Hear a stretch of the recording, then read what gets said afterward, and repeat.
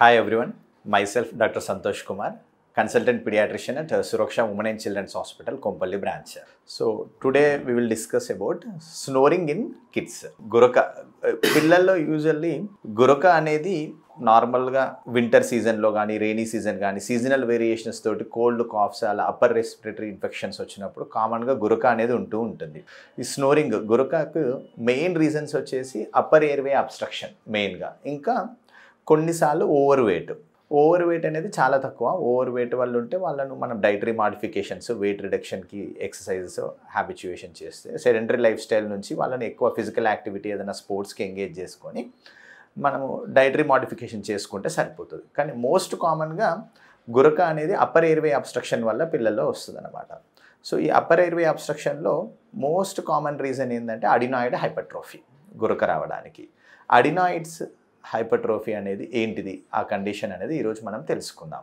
Adenoids అనేటి usually మనకు అందరు బాడీ సిస్టంలో పిల్లల్లో ఉంటాయి. అవి పోస్టీరియర్ పార్ట్ ఆఫ్ ద నాజోఫారింగ్స్, ఇక్కడ నాజోఫారింగ్స్లో ఉంటాయి అడినాయిడ్స్ అనేటి. అడినాయిడ్స్ యూజువల్ ప్రతి కిడ్లో కూడా 2 to 4 years వరకు కూడా సైజ్ ఇంక్రీజ్ అవుతూ ఉంటుంది అనమాట. It's lymphoid tissue. Adenoid is a part of our immune system. యూజువల్గా 4 years వరకు కూడా అడినాయిడ్ టిష్యూ అనేది పెరుగుతూ ఉంటుంది. ఆఫ్టర్ 5 years వరకు మ్యాక్సిమం సైజ్ గ్రో అయితే తర్వాత స్లోగా ఈ అడినాయిడ్ టిష్యూ అనేది రిగ్రెస్ అయిపోయి కంప్లీట్గా నార్మల్ అయిపోతుంది. మెయిన్ ప్రాబ్లం ఎక్కడ వస్తుందంటే అడినాయిడ్ టిష్యూ అనేది కొంతమంది పిల్లల్లో ఓవర్ గ్రోత్ అవుతుంది. ఆ ఓవర్ గ్రోత్ అవ్వడం వల్ల ప్లస్ అది మన ఎయిర్వే ట్రాక్ట్కి వెరీ నియర్ బై ఉంటుంది అన్నమాట అడినాయిడ్ టిష్యూ అనేది.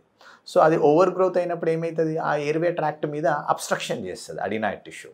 అబ్స్ట్రక్షన్ చేయడం వల్ల పిల్లల్లో యూజువల్గా సమస్యలు ఏమొస్తాయి, దానివల్ల ఎయిర్వే ట్రాక్ట్ అబ్స్ట్రక్షన్ కావడం వల్ల నైట్ టైం నిద్రలో వాళ్ళు స్నోరింగ్, నాయిజీ బ్రీతింగ్ ఉండడము, మౌత్ బ్రీతింగ్ రావడం అనేది సమస్యగా మారుతుంది వాళ్ళు. సో యూజువల్లీ అంటే మేబీ అలర్జీస్ వల్ల కావచ్చు, లేదంటే ఇన్ఫెక్షన్స్ వల్ల కావచ్చు.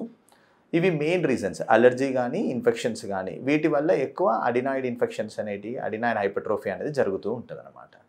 సో అవి స్నోరింగ్, మౌత్ బ్రీతింగ్ ఉన్నప్పుడు పిల్లల్లో మోస్ట్ కామన్గా అడినాయిడ్ హైపర్ట్రోఫీ అనేది సస్పెక్ట్ చేయాలి. మరి ఈ అడినాయిడ్ హైపర్ట్రోఫీ ఇలానే వదిలేస్తే మన ప్రాబ్లం అవుతుందా, అలానే కొద్దిగా 5 years వరకు వెయిట్ చేయొచ్చా అంటే మనము రికరెంట్ అడినాయిడ్ హైపర్ట్రోఫీ ఇన్ఫెక్షన్స్ వల్ల ఏమవుతుందంటే యూస్టాచియన్ ట్యూబ్ కనెక్షన్ ఉంటుంది, అది బ్లాకేడ్ అవ్వడం వల్ల ఇయర్ ఇన్ఫెక్షన్స్ కూడా రావచ్చు అనమాట. Year infections, sinusitis, hearing problems, morning పిల్లలకు నైట్ స్లీప్ డిస్టర్బెన్స్ ఉండడం వల్ల మార్నింగ్ డే టైమ్ స్లీపీనెస్ ఉండడము, ఇవన్నీ కాంప్లికేషన్స్ రావచ్చు. సో మనం బెటర్ ఎర్లీ స్టేజెస్ని మనము కాంప్లికేషన్స్ వరకు రాకుండా ఎర్లీ స్టేజెస్ని అడినాయిడ్ హైపర్ట్రోఫీ అనేది ట్రీట్ చేసుకుంటే మంచిది. దీన్ని ఎలా మనము డయాగ్నోస్ చేస్తాము, ఎక్స్రే లాటరల్ నాజోఫారింగ్స్తో మనము అడినాయిడ్ హైపర్ట్రోఫీ అనేది గ్రేడింగ్ అనేది డయాగ్నోస్ చేస్తాము. వన్స్ డయాగ్నోస్ చేసిన తర్వాత దీనికి ట్రీట్మెంట్ ఆప్షన్స్ అనేవి ఏంటి. సో ప్రీవియస్గా అయితే అడినాయిడ్ హైపర్ట్రోఫీకి ట్రీట్మెంట్ ఆప్షన్ అనేది ఓన్లీ సర్జికల్ ఉండే, కానీ ఇప్పుడు నాన్ సర్జికల్ వితౌట్ సర్జరీస్ కూడా మనము అడినాయిడ్ హైపర్ట్రోఫీ అనేది ట్రీట్ చేయొచ్చు. ఏం ట్రీట్మెంట్ ఆప్షన్ అంటే మనం దాని కాజేటివ్ ఏజెంట్ ఏంది, రికరెంట్ ఇన్ఫెక్షన్స్ రావడానికి అలర్జీ ఏమన్నా ప్రాబ్లం అవుతుందా చూసుకోవాలి. Suppose kid is allergic to something, మనం అలర్జిక్ ప్రొఫైల్ చేసేసుకొని అలర్జీ ప్రొఫైల్లో కనుక పాజిటివ్ తెలిస్తే దానికి సంబంధించిన anti allergic medication and immunity boosters, avoiding of allergens చేసుకోవాలి. అది treating the allergies if child is allergic to something. ఒకవేళ అలర్జీ ప్రాబ్లం ఏం లేదు, ఓన్లీ అడినాయిడ్ హైపర్ట్రోఫీ ఉంది అనుకోండి, మనము నేజల్ స్ప్రేస్ అనేవి ఇప్పుడు వాడుకోవచ్చు. Nasal sprays over a period 1 to 2 months వాడుకుంటే most of the kids are relieving with the nasal sprays.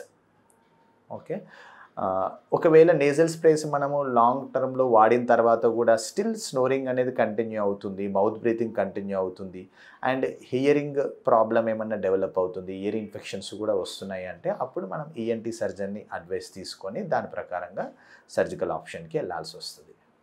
Thank you.